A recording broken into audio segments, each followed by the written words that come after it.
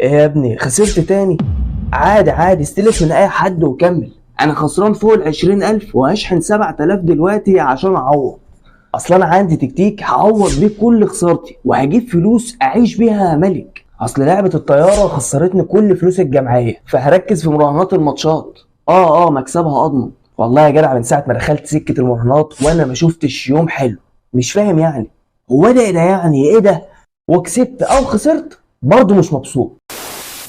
وهي دي الفكرة يا حموكشة، طول ما المكسب جاي من مصدر فاسد عمره ما هيجيب لك سعادة. حتى لو كسبت ملايين حسابك بيتقل وهتتحاسب فجأة. ربنا سبحانه وتعالى قالها واضحة: فلما نسوا ما ذكروا به فتحنا عليهم أبواب كل شيء حتى إذا فرحوا بما أوتوا أخذناهم بغتة فإذا هم مبلسون. يعني لو لسه بتخسر فدي رحمة من ربنا بيصحيك بيها. ولو وصلت للإدمان ما تستناش لحد ما تقع أكتر، روح اتعالج. وأسوأ حاجة إنك تفتكر إن الرهان شطارة. لا يا معلم، ده اسمه جهل وغفلة وشيطان راكبك ومدلدل رجله على الآخر. والمكسب الحقيقي هو رجوعك لربك. فاكسب الجنيه بتاعك وما تنساش إن الدنيا مجرد معبر مش محطة. احسبها حلال وحرام هترتاح دنيا وآخرة.